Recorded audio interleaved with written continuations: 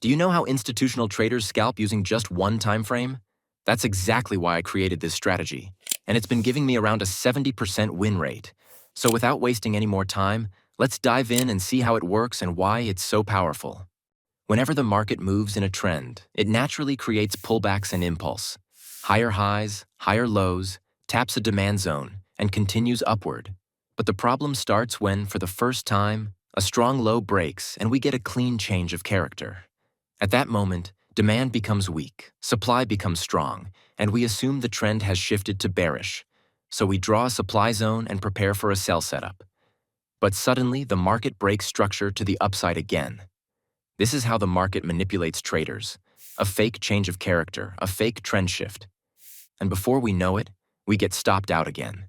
To filter these fake signals, we add two EMAs, 20-period EMA, 50-period EMA. These EMAs act like a trend compass. Even when market structure gives us the wrong impression, the EMAs show the true direction. Many times the EMAs stay in an uptrend, even though the structure gives a short-term bearish move and then flips bullish again. That's exactly why using EMAs protects us. Now the rule is simple. When both the market structure and the EMA are aligned in an uptrend, meaning price is breaking structure upward and both EMA are rising with a clean, small gap between them, that's when we get a perfect entry on the pullback. But look at this example. The market structure is ranging. The EMAs are also ranging, moving up and down with no direction. In such conditions, we should never trade ranging structure. Ranging EMAs guaranteed losses. No profits ever come from these setups, so avoid them completely. Here, when the market is pushing bullishly and forming higher highs, you'll notice the distance between the two EMAs starts to widen. Whenever that gap becomes too big, there's a high chance the market will pull back. So keep this in mind. It's an important clue. So how do we actually take an entry? Let's look at this chart. We have a strong bullish momentum breakout, a clean demand zone, and our two EMAs perfectly aligned underneath the structure. Everything looks ideal.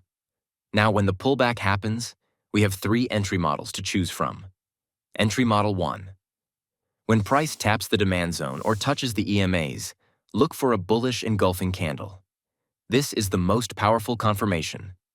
When it forms, you can take an immediate buy entry right on that candle. Entry Model 2. Look here. Price breaks structure, but it leaves inducement, trendline liquidity, right above the demand zone. Then price pulls back, sweeps all that liquidity, taps the demand zone, and reverses. Once the liquidity is collected and the demand zone is touched, we can take a clean buy entry from that zone. Entry Model 3. Sometimes the impulse that breaks structure has no liquidity. In that case, price will pull back, create liquidity first, then sweep it, and only after that give us the proper entry. Once all liquidity has been collected, that becomes our buy setup. These three entry models work extremely well with this strategy and give high-quality, consistent entries. All right, now let's go to the chart and see exactly how we take trades using these entry models. Let's break it down step by step and apply it. This is a 5-minute chart scalping strategy. You can also use a 15-minute chart for the same strategy. The price was moving bearishly, and you can clearly see a big gap between the two EMAs. Whenever this gap becomes too wide, the market usually reverses. And that's exactly what happened here. A fractal break of structure formed, and a fresh demand zone appeared. At the same time, the EMAs flipped from bearish to bullish for the first time, and we even got a clean crossover.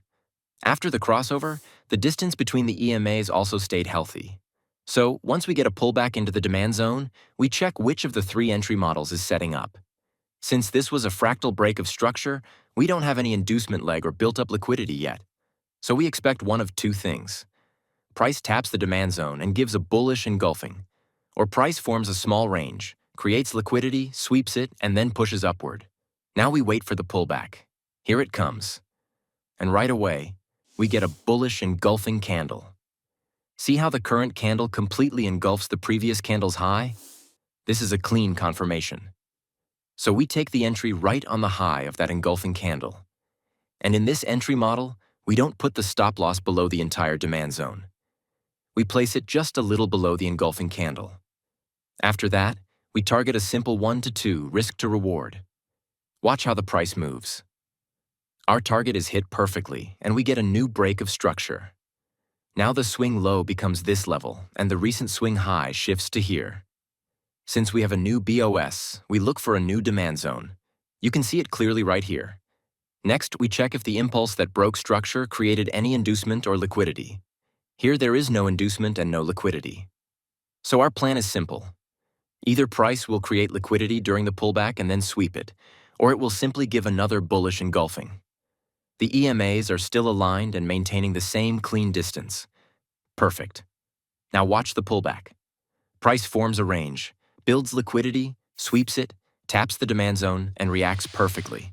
This is exactly what we expect in this entry model. Since liquidity has been collected, the demand zone has been tapped, and the EMAs are still bullish and supporting price, we buy on this reaction candle.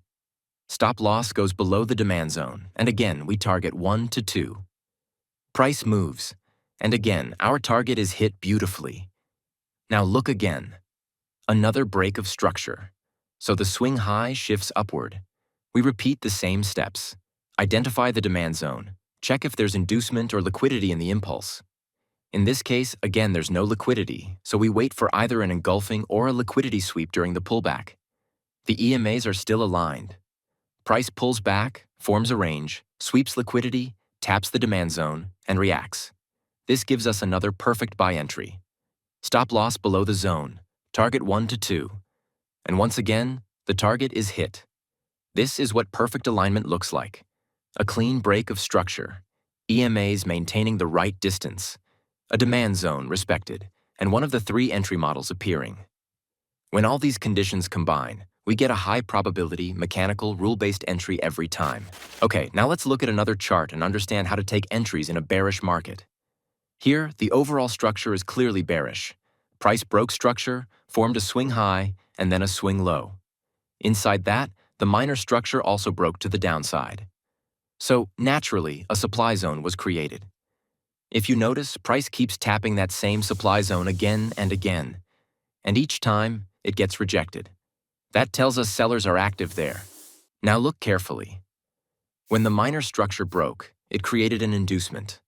That liquidity has now been swept. Once liquidity gets swept, price usually continues in the direction of the trend. In this case, down. Above the structure, both EMAs are also staying at a clean distance. The spacing between the 2 EMAs is respecting the supply zone perfectly. So everything aligns for a sell. So here, we take a sell entry. Our stop loss will be placed just above the supply zone, and our target will be based on our risk to reward. 1 to 2, 1 to 3. Whatever fits your plan. Now watch the price. Our target gets hit beautifully. And along with that, we also get a new break of structure to the downside. Every time a boss happens, check your EMAs. Here again, the EMAs are sitting above the structure, confirming a strong downtrend. That gives us confidence to look for the next sell. A new supply zone has been formed. In this impulse leg, price also created liquidity. A fractal pullback happened, and then boss again. That fractal high becomes leg inducement, meaning liquidity is sitting there. So now we wait for price to come back, collect that liquidity, and tap our supply zone. Exactly that happens. Liquidity is swept, supply zone is tapped. At that candle, we take a sell. Stop loss goes above the supply zone. Target, recent low, or a clean 1 to 2. Again, target hit. This is why I say, this whole setup works beautifully as a scalping strategy. And if you want, you can even apply it on the 1-hour time frame. Now look again. Both EMAs are above price, liquidity is collected, and then we get another break of structure to the downside. Once boss happens, we prepare for a pullback. A fresh supply zone forms, and above that, a second, more precise supply zone also exists. So we draw both. Your thought process should be like this. In the first supply zone, no liquidity is present. So during the pullback, price will likely create liquidity, collect it, and then drop. Or price might move up, sweep all liquidity in the range, tap the second supply zone, give a bearish reaction, and then drop. So we keep both possibilities in mind. Now see how the pullback comes. Price pulls back, forms a bullish engulfing, and then goes into a small range. The high of that range becomes liquidity. That liquidity gets collected, and then we get a clean bearish engulfing candle. Perfect entry. Sell from that candle. Stop loss slightly above the engulfing. Target 1 to 2. And again. Target hit. This is how perfectly the strategy works when all conditions align. Structure is clear, EMAs have proper spacing. Liquidity is collected. Entry model is clean, engulfing or liquidity sweep. If you follow this exactly, you will be profitable. But if EMAs are messy and ranging, do not trade.